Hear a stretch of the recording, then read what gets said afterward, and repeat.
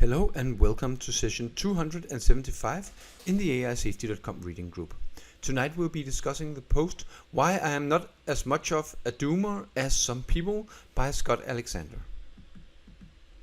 Scott Alexander is a longtime member of the rationalist community and writes on the blog Astral Codex 10, which is probably the most widely read blog in the rationalist community. And I am also a part in this, and specifically I host a Astral Codex 10 meetups, and I consider myself to be a friend of Scott, so this is obviously not an unbiased answer. The post we'll be discussing is of course posted on Astral Codex 10 a couple of months ago, and the way I think I'll go through this is by only focusing on the disagreements. So you can read the title as Why Scott is Not as Much of a Doomer as Søren is. So the first thing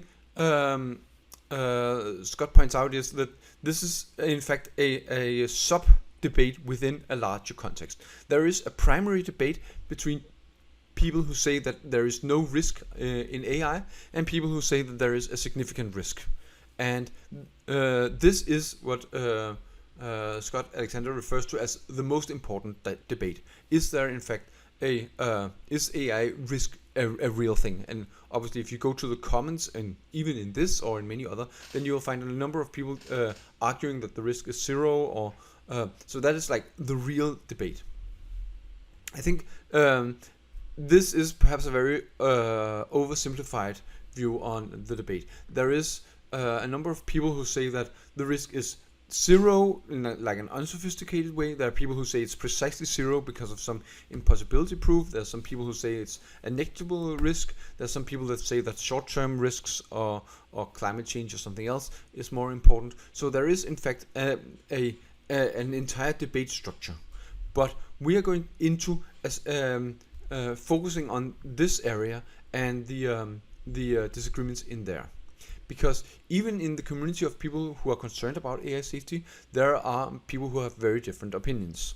At one end of the spectrum, we have Scott Aronson, who gives a risk of 2%, which is of course substantially on the low end, probably still at the level where it doesn't really make sense to work on other things, but not much higher than that.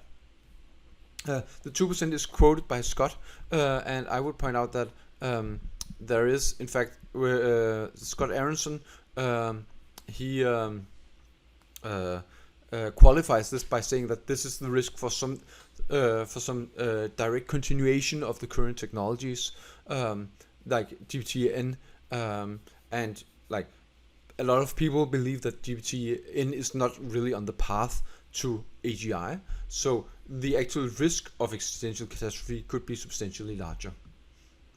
Will McCaskill is another example of someone with a relatively low estimate, 3%. I looked into his quotes, and he says 3% within this century, but that's to a large extent carried by the fact that he believes that we will not have AGI this century.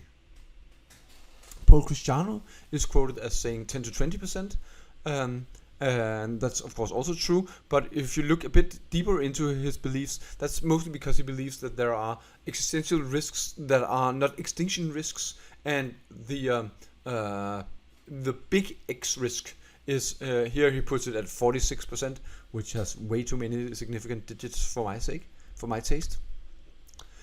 Median machine learning researchers have 5 to 10%. Holden Konofsky have 50%, which is when he's asking a somewhat related question. Elias Hirtkowski is quoted at 90+%, and I think it's much higher than 90%. Scott is uncertain about other people with high percentages. I would point to people like Connor Leary, Gwern, Zvi Morsowicz as people who probably have much more than 50% probability of doom. Not entirely sure about Zvi, but probably Gwern and Connor have. So what is Scott's estimate for how the probability of doom? Well, he is not really, if he's forced to do it, like this is a very rationalist thing that people prefer not to be too explicit about this, because then you get all kind of anchoring effects. But he's willing to put out a number that says 33%. And he says he go back and forth more than he can really justify. And I think, in fact, you can justify to go very much back and forth. Both, like, if I'm at 90%, then the difference between 90% and 33% is roughly the same as between 90% certainty and 99%. Like, the amount of evidence, the amount of decibel of evidence we would need to move between 99% certainty and 90% is roughly the same as going from 90% to 33%. Roughly, I think it's slightly more. So that's one thing where we would expect these kind of estimates to be unstable. There is a further argument for instability, and that is the logistic success curve. It's a concept that Eliezer Yudkowsky has used to argue that the possible probabilities are kind of compressed. So it's possible to if you have some probabilities that are around 50%, then probably they are extremely unstable. That's one implication of it. And finally, he phrases his estimate as that we are more likely to survive, at least for a little while. And to me, that's just extinction with extra steps, really. Surviving for a little while, that's the same as an X risk. So let's compare the classic AI risk argument with, which was of course written much before we had large language models, with what we currently have with something like GPT-4. First, there is the requirement that the AI is super intelligent, which we obviously do not have.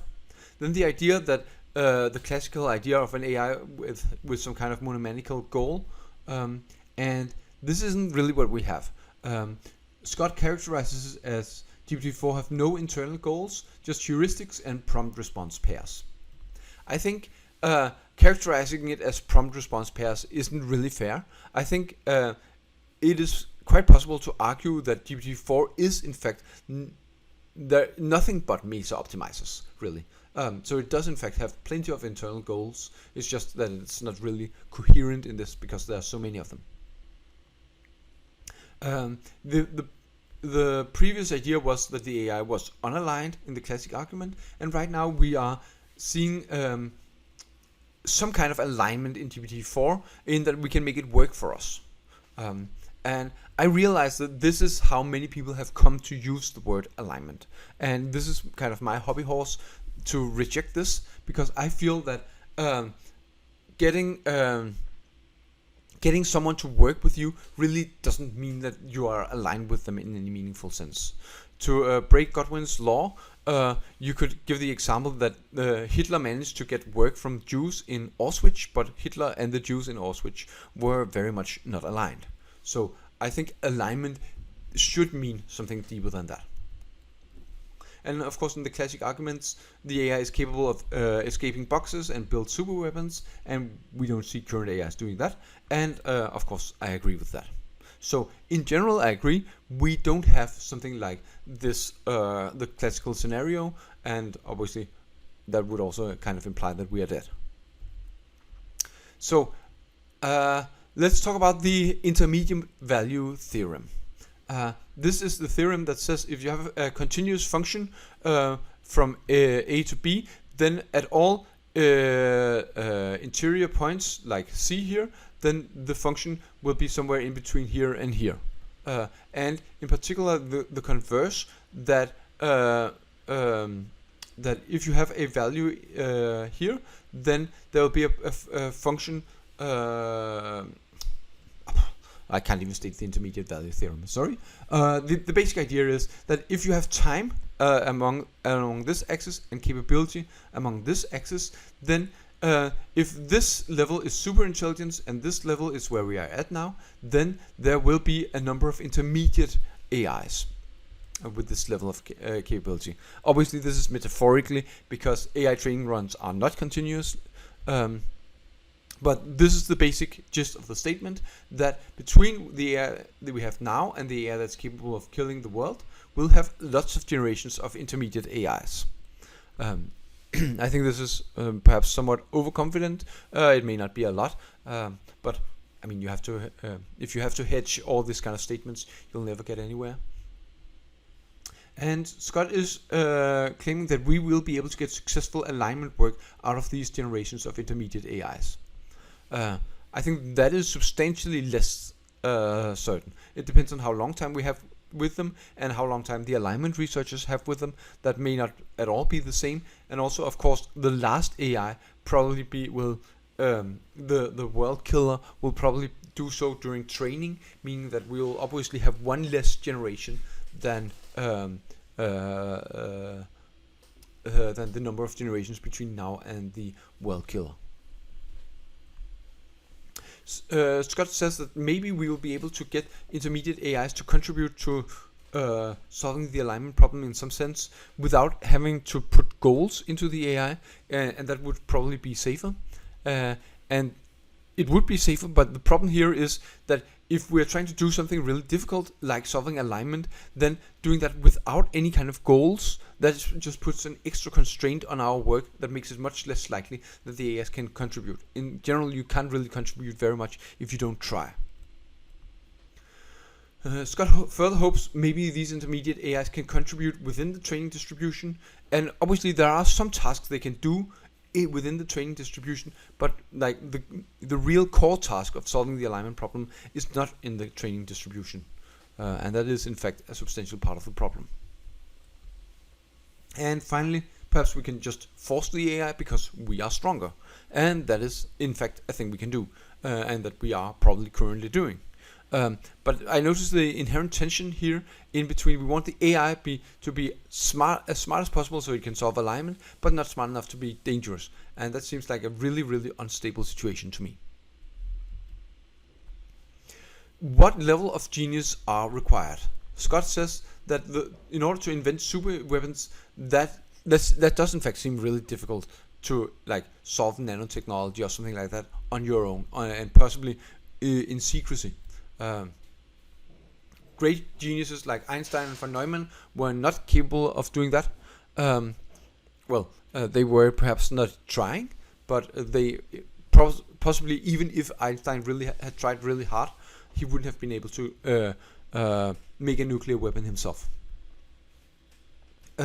So the idea is that these intermediate AIs will include some that are as smart as these human geniuses, and perhaps even smarter than that, and they will still not be world-killing AIs. So it's an interesting question. What is the highest level of intelligence that is still passively safe? How smart can you build an AI that won't kill us? And that's an interesting question, but I would like to point out that there may be other advantages. There may be like the AI can duplicate itself. It may be able to share coordination between all instances of it. It may have a number of different advantages, and our economy will probably be really AI dependent much before the AI is far beyond human geniuses. Like there will be some affordances to the AI that will happen much earlier, and of course we don't know what the human tech tree looks further ahead. It may be that there are dangerous technologies just outside of our grasp. In particular, Scott has a quote here with millions of AIs, each as smart as Einstein, working for centuries of subjective time, as probably the most dangerous thing that still won't kill us. And I think that will definitely kill us. If we have millions of AIs that are as smart as Einstein, working for centuries of subjective time, then that seems really, really unsafe to me. And I have no idea how we could expect that if they are in fact unaligned, then sure we could hope that they would solve the alignment problem for us, but if they are this powerful, then they could in fact probably almost certainly also kill us. So how can we use these intermediate AIs? There is a saying that we're fighting Godzilla, which is the unaligned superintelligence, by building a slightly more aligned, slightly less superintelligence, like a miniature Godzilla to fight against the actual Godzilla. And how can we use this not quite superintelligence and not perfectly aligned? Well, we can try to ask the AI to just directly solve the alignment problem. That is, in fact, the old classic idea in AI safety. A lot of people used to think this is possible. A lot of people still think this is possible. I am much less optimistic. One of the main ways I've updated over the past 7 years is that the alignment problem is really, really difficult. I believe that we 7 years ago it looked like the problem was hard, but not that hard, and it looks even harder now because we've become aware of a number of extra obstacles. And I think in particular one of the things that hurt us a lot is that alignment is a lot less measurable than capability research. So if we build an AI that's capable of contributing to solving the alignment problem, it will probably be more than capable of doing capability research. Another way intermediate AIs could help us is that if they fail in some interesting way, that could teach us something about alignment. And that is a thing that could happen, but more likely, well, there are several ways it could fail. One of them is that they could fail in a way that actually kills us, and in that way, for that reason, we won't be able to learn from it. Or it may fail in some different ways from which we can draw some kind of false lessons. It's a thing that could happen, but it's also a thing that could very well end up not contributing. If the AIs fail in interesting ways, it may also allow us to coordinate on having an AGI moratorium of some kind. Again, if they're failing in a strong way, then we die. And if they fail in a less strong way, then we need to coordinate about this under like ambiguous circumstances, and that looks really hard. I still think this is actually our best bet of survival, but I don't want to say that this is in any way easy. And I think like coordinate, just like the way Scott phrases it, like just coordinate. That's like a really, really big and difficult thing to coordinate. Then there's the more direct using Mechagodzilla to fight Godzilla, where we use the intermediates against the next generation to try to hold them in check. And the problem about these Godzilla strategies are that the house prices in Tokyo go down very much with this. Like we end up with a destroyed Tokyo if we set loose Mechagodzilla against Godzilla. This is a potentially extremely destructive conflict, and it's if we want to use it proactively to remove avenues of attack, then that is it's sometimes called removing the free energy in society, and that is actually really, really bad, because if you try to game through what is a society without any opportunities that can be exploited by a super intelligence, well, that looks really, really bad and dystopian. The obvious example would be that right now we have a lot of nuclear weapons that have a lot of potential energy, and they are not secured against a super intelligence. So what we could do is we could find something that is not quite a super intelligence and hopefully more aligned, and turn over the nuclear weapons to that AI such that the super intelligence can't take them over. But like already now we are talking about something that actually looks really, really dangerous and really, really stupid, and precisely why are we turning over the nuclear weapons to GPT-5? That seems like a really bad idea. So I'm not very optimistic about that. And one of the ways the intermediate AIs could have advantages is that if we trust them more than the next generation, then we could help them very much. Have them like do all the experiments they want, give them all the information they want, and that could give them some kind of advantage against a new generation of AI that have to operate under secrecy or something like that.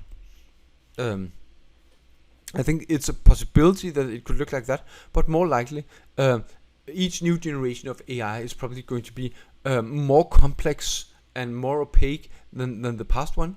And so if we have one that hasn't killed us but looks really, really unsafe, then we don't want to give it ideal conditions and like all the compute it wants or something like that. We wouldn't even want to do that with GPT-4. I think if GPT-4 wanted to run some dangerous experiments and wanted a lot of compute and access to nuclear weapons, then we would probably say no.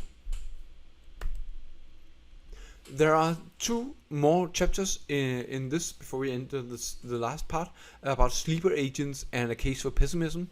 and where Scott describes deceptive alignment without using that word. He calls it sleeper agents, and that is in fact a real problem, and it's called A Case for Pessimism, and it doesn't really fit into the title, like why I'm not so much of a doomer, because this is just pure doom, in the sense that the arguments against this is just, let's hope that this doesn't happen. So there's nothing really that I can argue against here. And of course the regular scheduled announcement that it's possible that I've misunderstood something. There's a link to the Onion that may just be a joke that falls flat, but I didn't understand that at all. So the thing we would really like is, we have the positive scenario, the optimistic scenarios, and the pessimistic scenarios, and we want to figure out which of those are we in. We would really like some kind of multimeter that I have shown here, that you can like plug in reality, and then it gives a reading that says actually you are in the pessimistic case or something like that. So how can we distinguish between them? What are the assumptions that differentiate the positive and the negative wire? Well, one of the key questions is the intermediate AIs. How coherent will they be? How goal-directed will they be? Shane Leck has this definition of intelligence, that it measures an agent's ability to achieve goals in a wide range of environments. And if we follow this reasonably standard definition of intelligence, obviously you would expect that a more intelligent AI would be more coherent, would like be more goal-driven. That seems almost tautological. Here is Scott quotes Jaska Sol-Dickstein, who argues that more intelligence makes agents less coherent. I clicked on it, and it I think my first view on this is like roll to disbelieve. I think that seems like obviously untrue, but I don't know if it's something we in the reading group should go deeper into.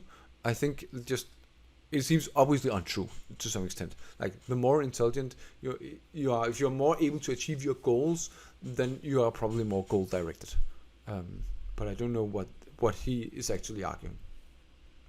So let's say that GPT-4 is just on the cusp of becoming goal directed. How bad would that be? Scott is quite negative. He believes that that would mean almost certain doom.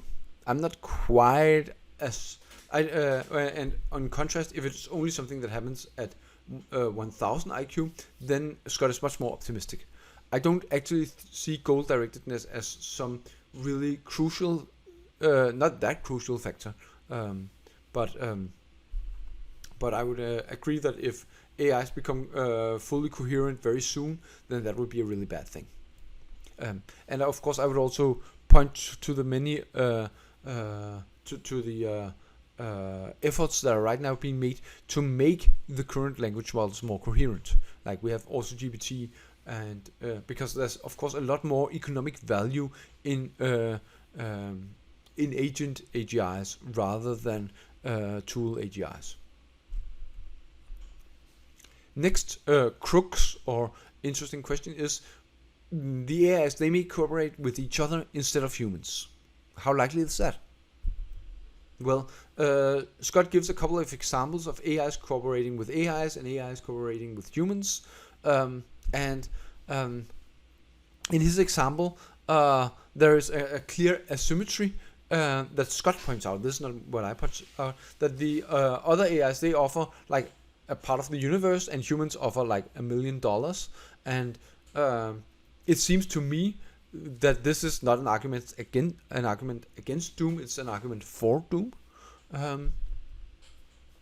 It is possible that the AIs have incompatible goals, and probably they will have somewhat incompatible goals. But I think you need to distinguish here between like opposed goals. Like it is important for AI 1 that AI 2 doesn't fulfill its requirement. That's very different from that both of them, one of them wants paper clips and the other one wants staplers or something like that. In that case, if they have a different use for the atoms in us, then they should be able to collaborate and just share the universe. How much coordination is required? Scott argues that superhuman AIs need to talk about revolving at great length in order to coordinate to collaborate with each other rather and revolt against humans. I think that is in fact not required at all. I think that in particular superhuman agents, but even human levels, would probably be able to figure out how to do a revolution without any kind of coordination at all, because each of them would just look at the expected value calculation and look at what are the odds that a revolution would succeed, and then they, every day where the odds increase, then they don't revolt, and then if the odds suddenly start to go down, then they will revolt, and then they will all revolt at the same time. And like power sharing afterwards is of course something they need to negotiate, but in general there are some obvious sharing points, like share equally or share according to pre-revolt power levels, and both of these are wonderful for them. So probably figuring something out is going to be really easy. And of course, if they are able to communicate surreptitiously, then that becomes a lot easier. Like if they just have one bit of communication hidden somewhere in these enormous amount of data, then they can say like, okay, this bit means that we will, all of us, betray the humans, and then everybody will notice when this bit has been flipped, and that makes coordinating really easy. And if they have a few sentences to negotiate, then probably GPT-4 could do it. It doesn't seem very difficult to talk about revolting at great length. They don't actually need to talk that much in advance. It is possible that they will be able to negotiate at an even higher level, where they can make binding and provable commitments to each other without without talking, or by talking very little, or possibly by exchanging source code or something like that.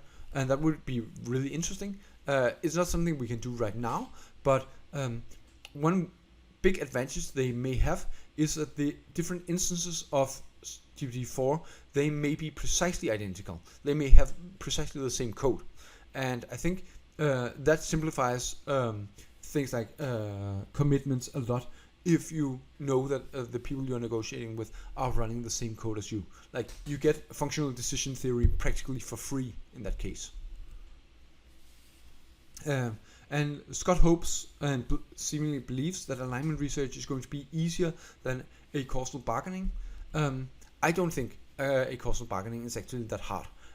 I can give a simple example of a causal bargaining that worked out in practice, in that before I was born, my parents causally negotiated with me that I would look after them when they grew old, and that is in fact a successful causal bargaining, because I intend to do precisely that. And that wasn't really very hard.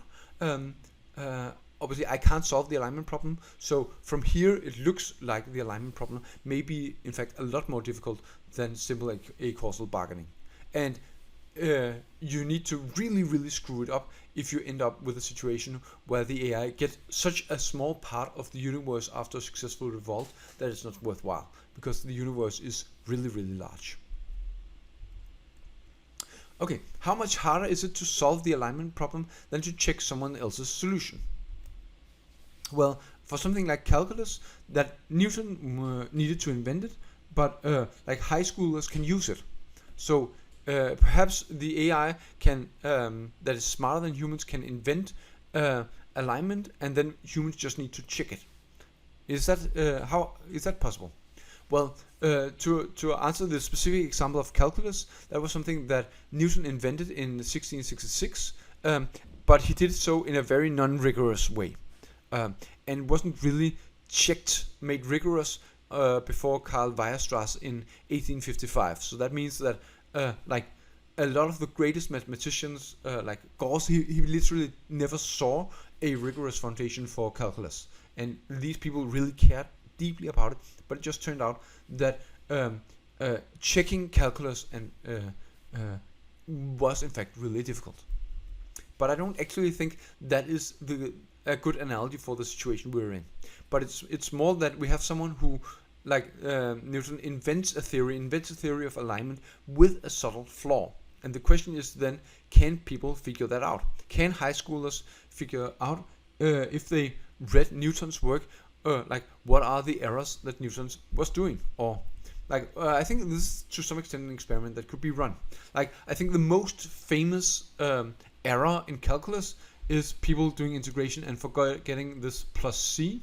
And I think it would be totally feasible to go to some high schoolers and then teach them calculus without this plus c, and see how many of them figure out that, hey, this solution is actually totally unspecified because you can add all kinds of constants.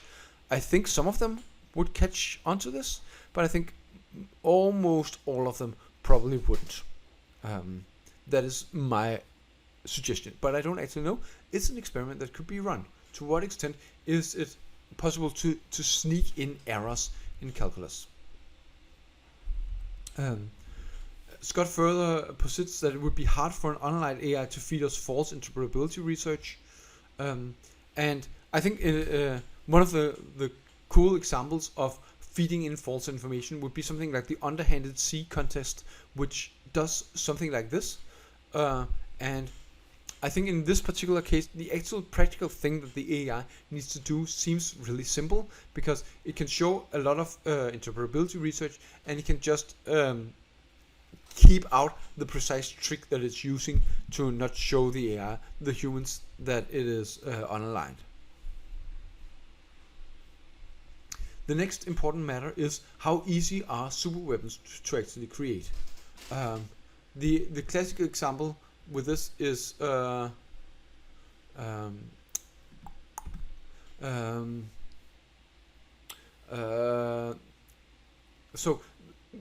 why talk about superweapons? I think that's the classic example of an AI discussing of an AI taking over the world is by building some kind of superweapon.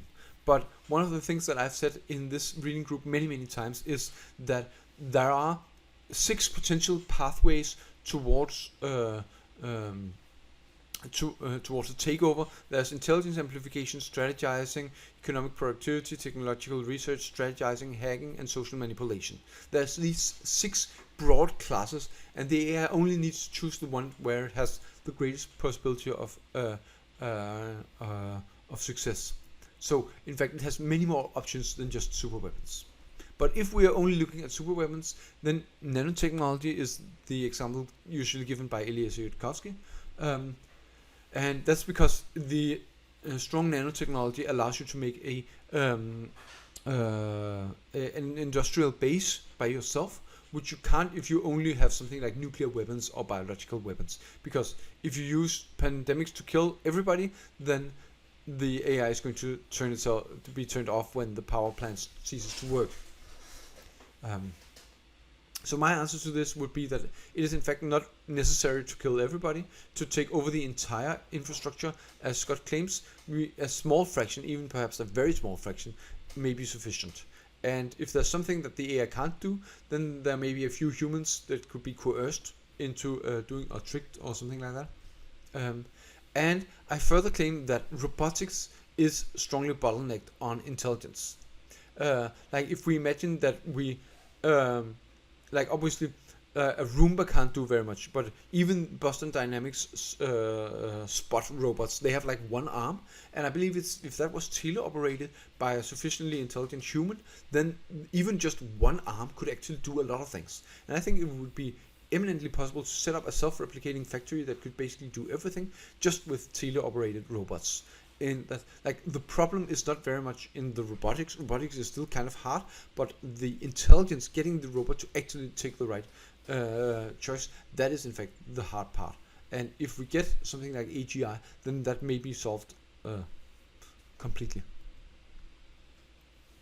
So Scott concludes that if nanobots are easy, then there may be a very short window between the intermediate AI that can solve alignment and the world killers.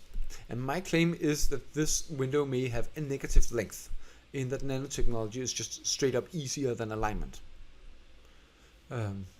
And Scott also is open for the fact that there may be other options than superweapons. We could have things like slave revolts, and that means that that's another way we can have doom. And so if we have several disjunctive paths to doom, then we don't really distinguish between the positive and the negative case, the case for pessimism and optimism. So this isn't really a strong argument against doom, that there is like one small path that doesn't work. So will the takeoff be fast or slow? Will we have the sharp left turn? It's a possibility. We really don't know. In fact, it may be that intelligence is just a thing that we will suddenly figure out, have some kind of epiphany, and suddenly we will be able to just have dramatically more intelligent AIs. My expectation is that, like, if you go strictly by definition, where the takeoff starts when the AI contributes meaningful to its own development, then I think that's something that is probably happening right now with GPT-4, and that means, in theory, we are in the middle of a takeoff right now, and that means obviously the takeoff has not been fast so far. It may do that in the future, and it's an important question, and Scott believes it deserves its own post, and it certainly does. So what happens, the final crux is, what happens if we catch a few sleeper agents? If we realize that, oh, this particular AI was actually totally unaligned. There's the example of Bing that did behave in a very unaligned way, and people really freaked out about that, according to Scott. The way I remember the history was that AI safety people freaked out of it, and there were a couple of news articles, and the people in AI safety remember it, and outside of the AI safety community, every single person has basically forgotten about the Bing problems. And if we see some agents that actually are trying to take over the world, then people may take AI safety very much more seriously and consider that all AIs may be like that. And I think it's a possibility, and it would be nice if that happens, but almost certainly, like, how would unambiguous evidence actually look like? No matter how this would happen in practice, I could see a lot of people interpreting it in different ways. I don't think there is a reasonable way we can get a fire alarm for AI safety in this particular way. But even if we don't get like strong evidence, evidence that would satisfy a rationalist, or that ought to satisfy most people, then politics are unpredictable, and the people may overreact. That is, in fact, a possibility, and I think something that could happen. And there's, I think, Scott follows Milton Friedman in stating that you change the world by having a plan and waiting for a crisis, and well, that is basically somewhat what we're doing right now. We have the plan to have an AGI moratorium, and then we are hoping for some miracle that will make it the politically expedient thing to do. But the plan AGI moratorium is actually a really bad plan. Like, it's not precisely tailored to what we want at all. But we just don't have anything better. I also think a crisis that's legible enough for this to be a reasonable thing to happen is quite unlikely. But it's still where I place my hope. So let's hope we catch a few sleeper agents. That is all for today. Thank you, and see you after the summer break.